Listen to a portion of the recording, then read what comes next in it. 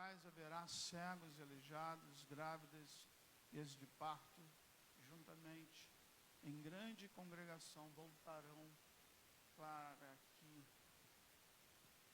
Virão com choro e com súplicas, os levarei, e aluzei aos ribeiros de águas por caminhos direitos, no qual não tropeçarão, porque sou um pai para Israel. E Efraim é o meu primogênito.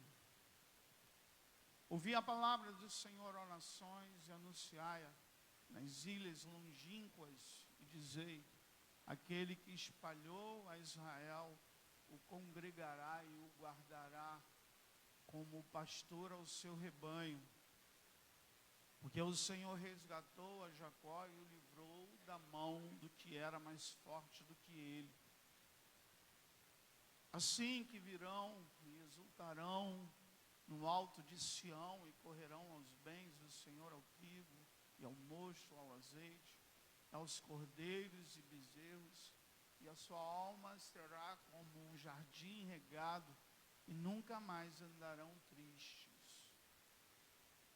Então a virgem se alegrará na dança, como também os jovens e os velhos juntamente, e tornarei o seu pranto em alegria, e os consolarei, lhes darei alegria em lugares de tristeza. E saciarei a alma dos sacerdotes com gordura, e o meu povo se fartará dos meus bens, diz o Senhor. Assim diz o Senhor: uma voz se ouviu em Ramá, lamentação, choro amargo. Raquel chora seus filhos, não quer ser consolada quanto a seus filhos, porque lá não existem. Assim diz o Senhor: reprime a tua voz de choro e as lágrimas de teus olhos, porque há galardão para o teu trabalho, diz o Senhor, pois eles voltarão da terra do inimigo, e há esperança quanto ao teu futuro, diz o Senhor, porque teus filhos voltarão para os teus termos. Bem ouvi eu que Efraim se queixará, dizendo: castigaste-me e fui castigado. Como novilho ainda não domado, converte-me e converti-me-ei, porque tu és o Senhor, meu Deus. Você pode dizer a glória a Deus? Aleluia. Senhor, em nome de Jesus, oro para que o Senhor fale conosco através da tua palavra. Assim eu te louvo e te agradeço em nome de Jesus. Você pode sentar. Amém?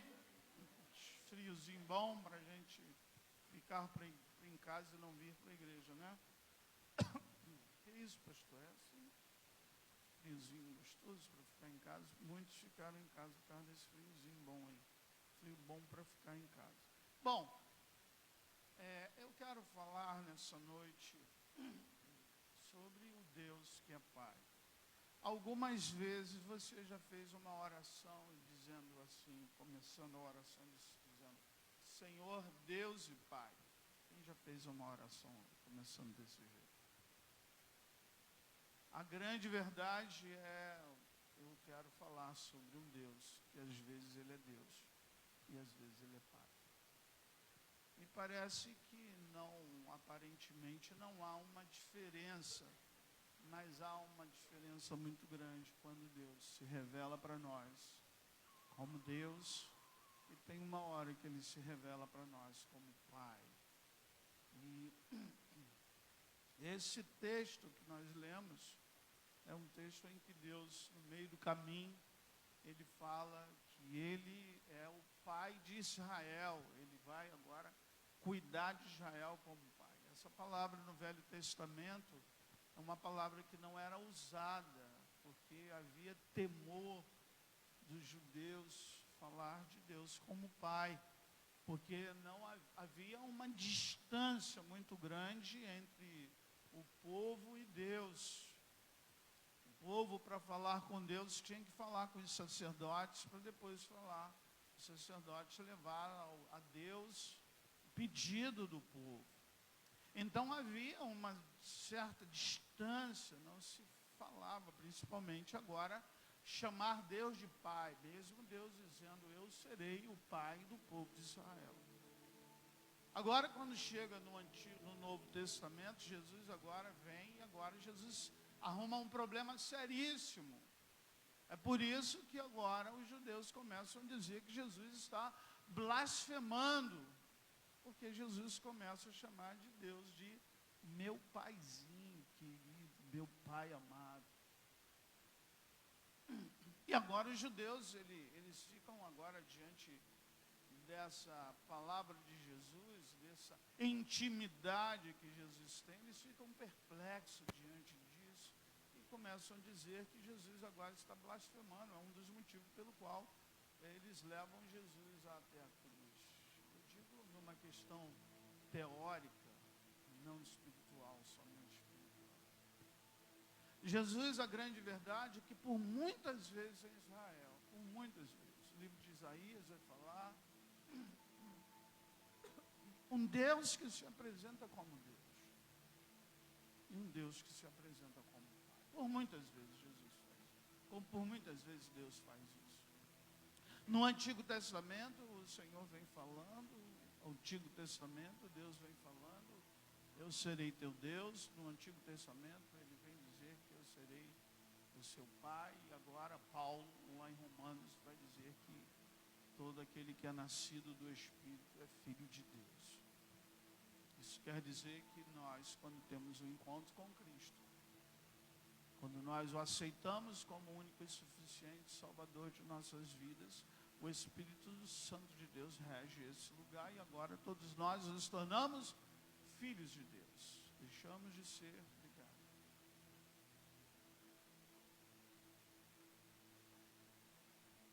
nós então deixamos de ser só criatura e agora somos filhos.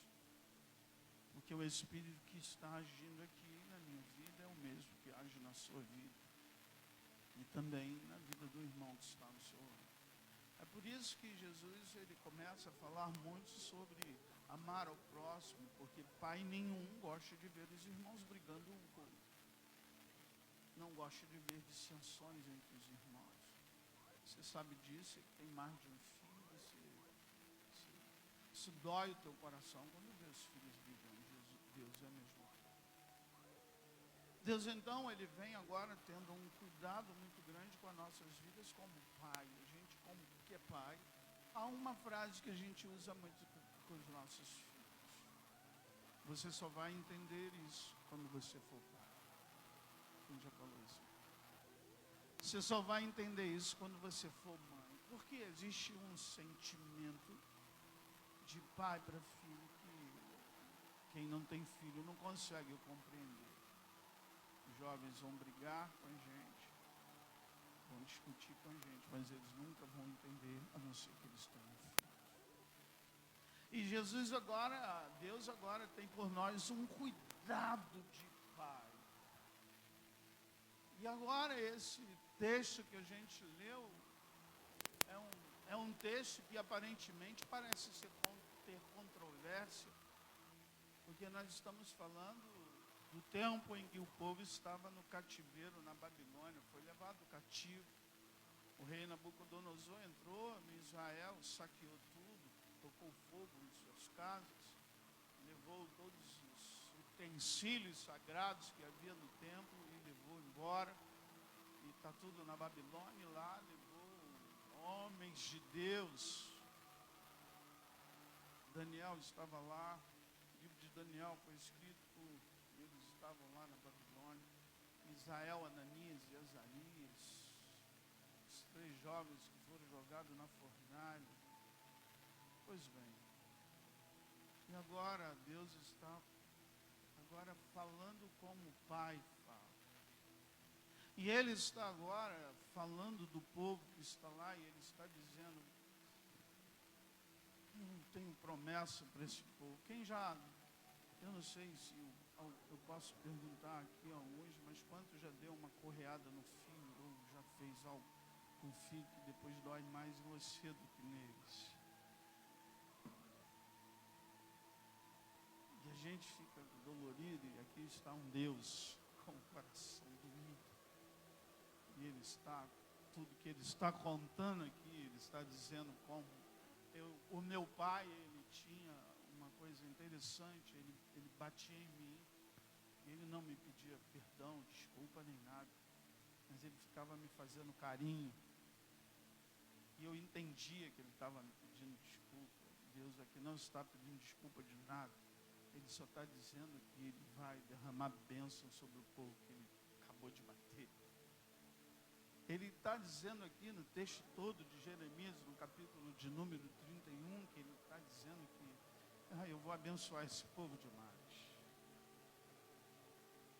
Eu vou derramar bênção sobre a vida deles, eu vou cuidar deles como um pai cuida de um filho.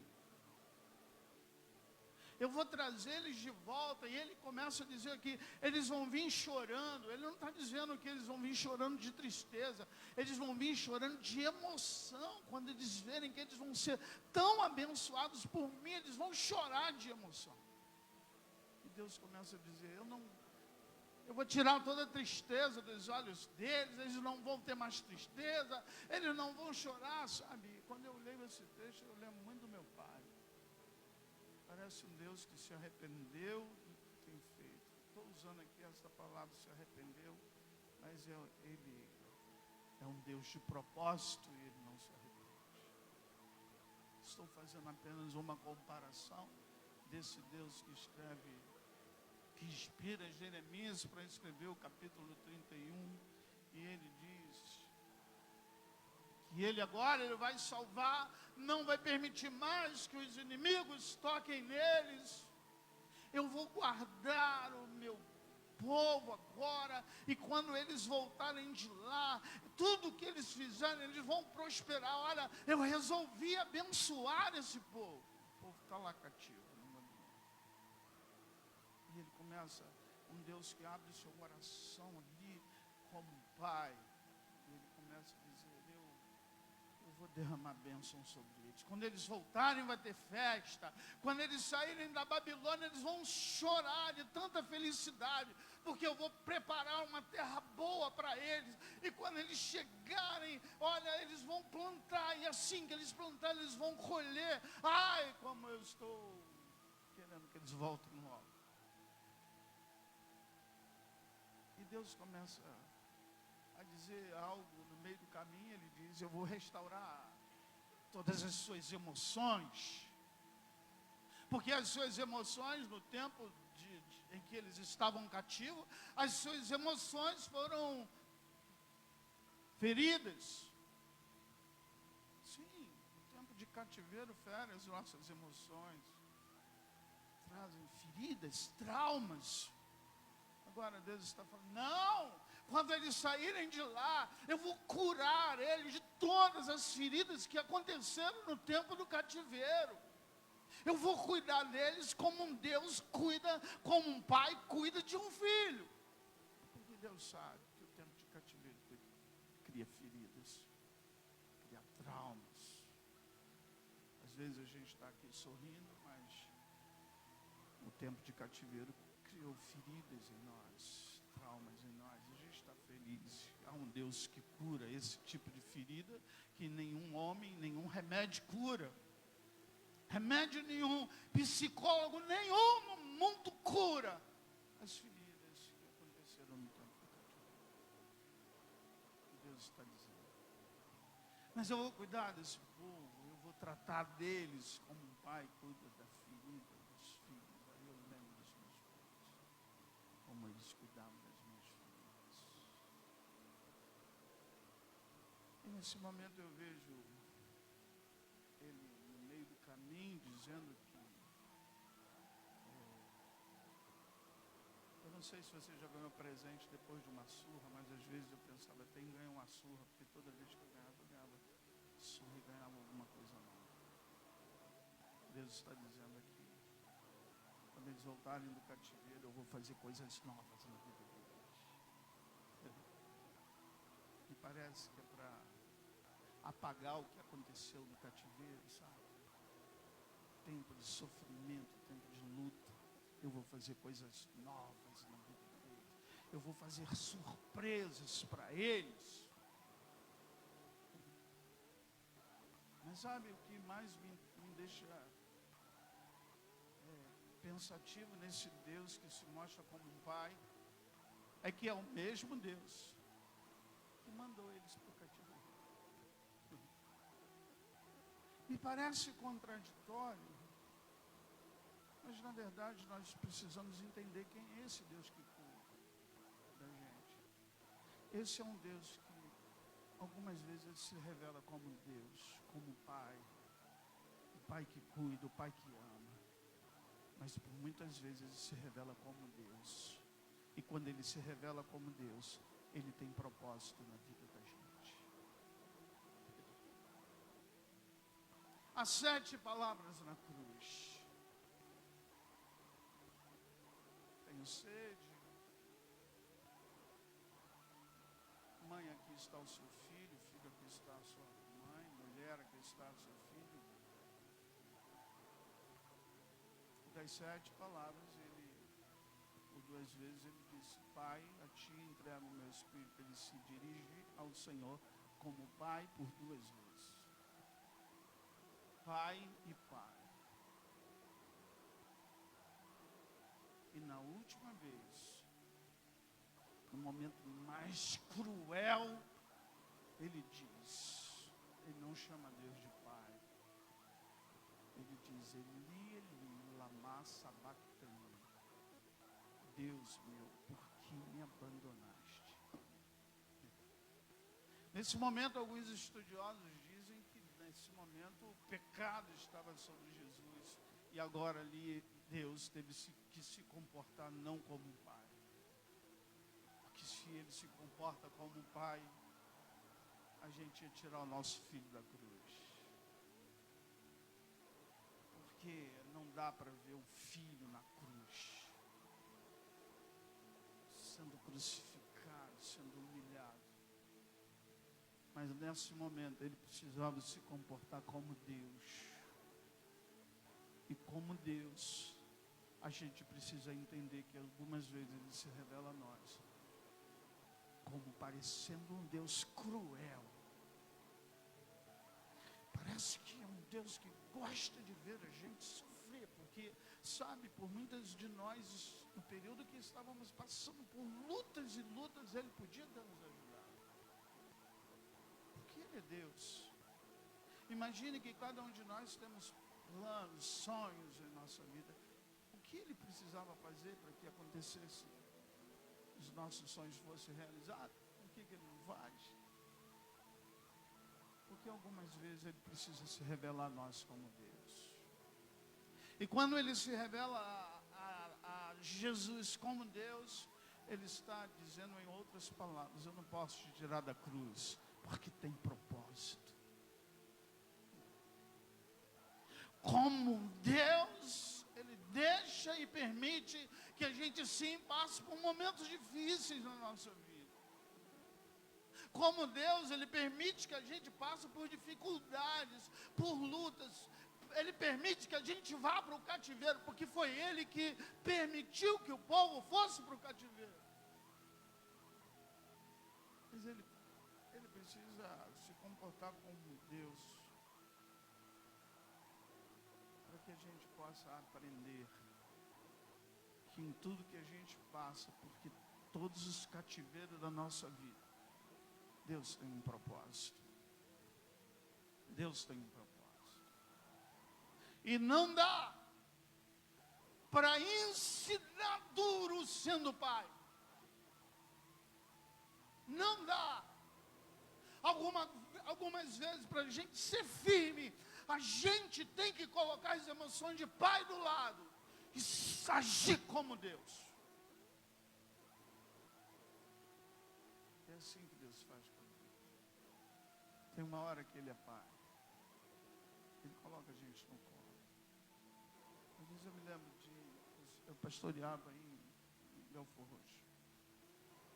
Tinha uma irmã que ela estava ministrando, e depois da ministração, ela começou a se encolher no banco, ela começou a se encolher, começou a deitar, assim, encolhida, sentada no banco, encolhida.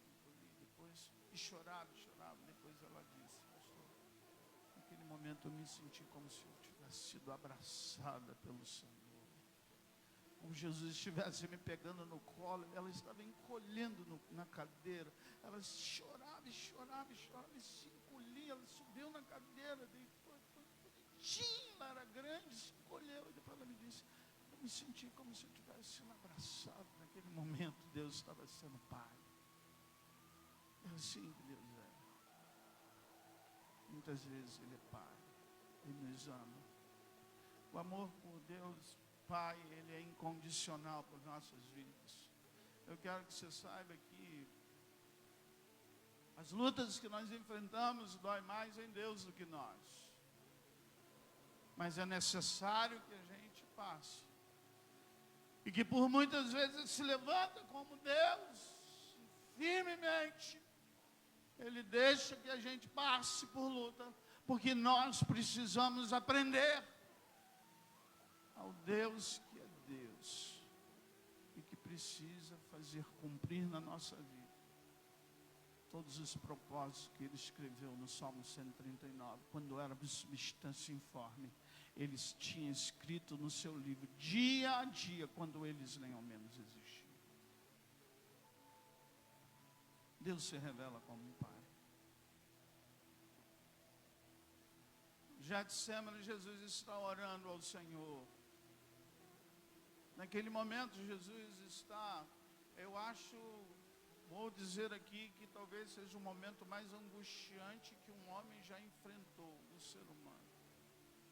Os seus vasos sanguíneos se rompem e sai dos seus poros sangue.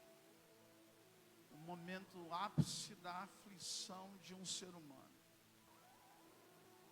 Naquele momento, Jesus humanamente faz um pedido de Pai. O texto vai dizer: Pai, afasta de mim esse cálice.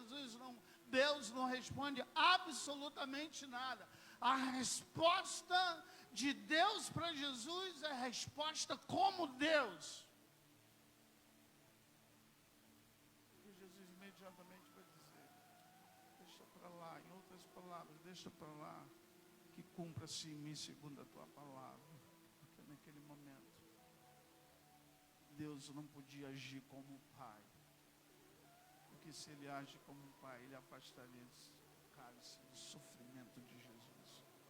Só que como Deus Ele precisava, porque tem propósito. É isso que eu e você precisamos entender, que Deus em nossas vidas, Ele se revela como um Deus que vê e não faz, porque tem propósito na nossa vida. Ele olha para a gente, de tudo que a gente tem enfrentado, Ele não faz. Ele vai fazer no momento certo, mas Ele não faz, porque Deus está nos ensinando. Semana passada alguém me ligou: pastor, eu estou precisando muito, não é de pessoas aqui da igreja, um amigo de trabalho, estou precisando muito que o senhor ore por mim. Sabe aquela pessoa que visita a igreja de vez em quando, que vai às vezes, vai quando quer? Pois bem, pastor, ore por mim.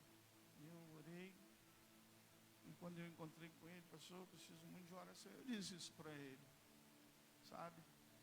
Às vezes Deus aperta para te trazer para a sua presença. Está passando por um momento difícil e Deus não resolve não.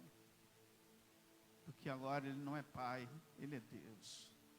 Está passando por luta? Não pense você que Deus vai resolver, porque às vezes Deus fica em silêncio quando a gente mais precisa dEle. Ele não responde nem a oração. A gente lê a Bíblia parece que tem 1 quilômetro. A gente não encontra nada para a gente. Porque Deus ali, Ele está sendo Deus e não Pai. Ele não vai tirar a gente do cativeiro. Ele não vai tirar a gente da luta, porque Ele está ensinando a gente. E Ele está nos levando e nos empurrando para um caminho, que é o caminho dEle e não nosso. Algumas vezes Deus vai se revelar na sua vida como Deus. E sabe o que a gente precisa aprender? Que nem sempre dá para ser só pai para as pessoas. a gente também tem que se comportar como Deus com as pessoas. Algumas vezes não dá para ser só pai para os nossos filhos. Às vezes a gente tem que ter comportamento de Deus para os nossos filhos. Porque assim como Deus, se Ele for só pai, Ele estraga a gente. Se a gente for só pai para os nossos filhos, a gente estraga eles. Algumas vezes a gente precisa ser firme com os nossos filhos. E vai doer na gente como pai. Vai doer demais na gente. Eles não sabem de nada. Eles não sabem como dói na gente. Mas nós precisamos nos comportar como Deus na vida deles. Porque tem propósito. Porque assim como Deus tem propósito na nossa vida, há propósito em nossas vidas para com os nossos filhos. Quando a gente diz não. Não dá para ser para a vida das pessoas só pai, que diz sim, sim, sim.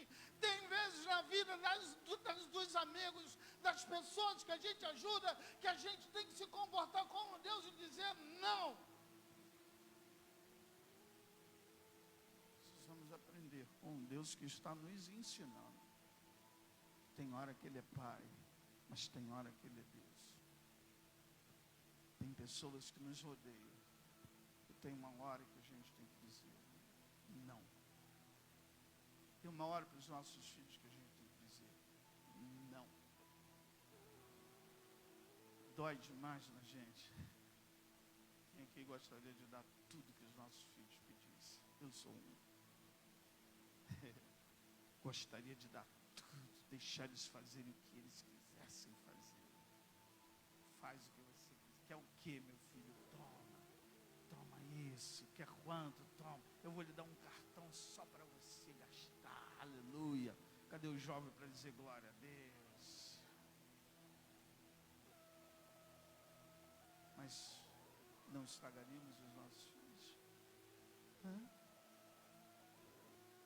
Se disséssemos sim para tudo que os nossos filhos pedissem, tudo que os nossos filhos falassem, nos comoveriam, porque tem alguns filhos que sabem arrancar as coisas dos pais. Mas é necessário que a gente nos comporte como um Deus que está nos ensinando, porque não é assim com a gente, e não pode ser assim com aqueles que Deus tem nos usado. Deus não faz assim com a gente. Imagine, meu Deus é dono do ouro e da prata. Ele é dono de todas as coisas. Tem gente que ainda precisa de coisas, Deus não deu ainda, porque Ele é Deus e tem propósito. Meu Deus é dono de tudo que meus olhos possam alcançar. Ele é dono de todas essas coisas, hein? Os outros dias, eu sou dono disso ou daquilo. É nada. Tu é dono hoje, tu morre. Amanhã o outro é dono, o outro morre. Depois o outro é dono. Meu Deus é eterno. Ele viveu, Ele vive, Ele viverá para sempre. Ele é dono de todas as coisas. Quem é dono de alguma coisa? Ele se comporta como pai. Mas tem uma hora que ele se comporta como Deus. O pai diz, você é maravilhoso, meu filho, eu vou dar. O Deus diz, não. Eu tenho propósito, Jesus, eu não vou tirar esse cálice. É porque eu tenho propósito. Tirar o cálice no Getsemane é não permitir que Jesus fosse para a cruz. Então Deus estava, em outras palavras, eu não posso tirar esse cálice, porque você precisa ir para a cruz. Deus se revela como Deus. E Deus se revela como Pai. Mas sabe, de tudo, Ele nos ama como Pai. Ele também nos ama como Deus. Não estou falando de um Deus ruim, de um Deus mau. Eu estou falando de um Deus que quer o melhor para cada um de nós, quando Ele diz não. Eu estou falando de um Deus que tem um propósito de coisas grandes para nossas vidas, quando Ele diz não hoje, nós só vamos entender amanhã. porque todas as coisas cooperam para o bem daqueles que amam a Deus. Entenda que se Deus não te deu hoje, é porque Deus tem propósito na nossa vida. Fique de pé em nome de Jesus.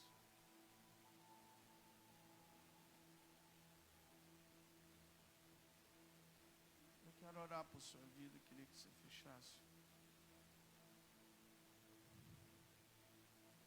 Feche teus olhos, irmãos. Em nome de Jesus. Quero orar por você. Sinta nesta noite o abraço de Jesus como Pai. Deus que te abraça, que te ama. Deus que tem cuidado da sua vida todos os dias. Deus que tem te guardado de todo mal todos os dias. Tem te dado livramento de coisas que você nem sabe. Deus que tem guardado a sua casa, que tem cuidado dos seus filhos. Deus que cuida das suas finanças. Ele é o nosso Pai. Ele é o que provê, é o que cuida da casa, é o que provê para as nossas vidas. Ele é o que nos abraça quando não há abraço de ninguém, quando não há amigo, quando não há colega por perto, quando não há ninguém. Há um Deus todo-poderoso, soberano, que é o nosso melhor amigo, porque Pai é amigo. Mas há um Deus que nos disciplina, há um Deus que tem nos disciplinado firmemente com vara. Há um Deus que tem nos disciplinado, muitas vezes com lágrimas. Temos chorado, temos sentido dores. Porque Deus está nos levando para uma experiência sobrenatural com Ele. Nessa noite, em nome de Jesus, a palavra do Senhor para a sua vida é que você entenda e saiba e compreenda quando Ele se revela como Deus e quando Ele se revela como teu Pai. Mas tudo é porque Ele te ama. Pai, te damos graças nessa noite por suas maravilhas no meio de nós. Te damos graças nessa noite, ó Deus, pelo seu cuidado com a nossa vida, como o Senhor tem cuidado de mim. Como o Senhor tem cuidado de cada um de nós aqui, Senhor. As nossas aflições, dos nossos temperamentos. Como o Senhor tem cuidado da nossa vida, das nossas emoções, das nossas tristezas. Como o Senhor tem cuidado da nossa alegria. Como o Senhor tem sido verdadeiramente nosso Pai. O Pai que cuida, o Pai que coloca a nossa cabeça no seu peito e nos chama de filho, filho amado, Senhor. Pai, em nome de Jesus, nessa noite, eu te louvo pelo seu cuidado conosco. Quantas vezes o Senhor se revela como Deus, e talvez nesse momento o Senhor tem se revelado como Deus para muitas pessoas que estão aqui. Porque às vezes o Senhor permite a gente ir para o cativeiro. Às vezes o Senhor permite que a gente entre em momentos de tribulações. Às vezes o Senhor permite que a gente passe pelo deserto. Às vezes o Senhor permite que, ó Deus, que o barco que a gente está em frente à tempestade, o Senhor permite. O Senhor podia nos livrar de lá. O Senhor podia não nos deixar ir para lá. Mas o Senhor é Deus. E agora o Senhor não cuida como um pai, mas como Deus. Um Deus que tem um chamado na vida de cada um aqui nessa noite. um Deus que tem propósito na vida de cada um, que permite que a gente passe por momentos difíceis, que a gente é levado cativo para nos aperfeiçoar. O Senhor está nos aperfeiçoando, e o melhor lugar para nos aperfeiçoar é na Babilônia e é no deserto. Imagino como dói ver um pai fazer isso, mas às vezes é preciso, Senhor, nos ensine a nos comportar assim também. Porque nós precisamos ter esse comportamento nas nossas vidas. Não dá para ser sempre pai. Não dá para dizer sempre sim. Não dá, ó Deus, para deixar sempre as emoções falar. Tem uma hora na nossa vida que precisamos ser firmes. Mas em tudo, Senhor, que o amor do Senhor em nossas vidas venha sobretudo em todas as nossas atitudes. Nos ajude a corrigir, nos ajude a ser firmes. Não falo, Senhor, só com os filhos, falo com pessoas, tantas pessoas que temos ajudado, tantas pessoas que temos dado o nosso melhor, ó Deus, mas tem uma hora que o comportamento não pode ser só como pai. Tem uma hora que não é só como pai, mas um comportamento firme,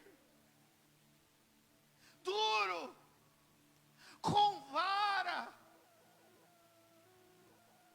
Porque em tudo há propósito, Senhor. Não é com ser firme com o propósito de humilhar, não é ser firme, ó Deus, com o propósito de odiar, mas ser firme com amor. Oh Deus, nos ajude, que haja em nós o mesmo sentimento que houve em Cristo Jesus. Eu entrego cada vida aqui nas tuas mãos, cada pessoa que entrou por essas portas, eu entrego aos seus cuidados. Oro para que esta palavra, Senhor, nesta noite, possa penetrar em cada coração, e que o teu nome seja glorificado, em nome de Jesus. Aleluia, graças a Deus. Você pode aplaudir o Senhor aí, irmãos, em nome de Jesus. Amém. Você pode dizer glória a Deus. Nós vamos ter, você pode se sentar em nome de Jesus. Nós teremos as crianças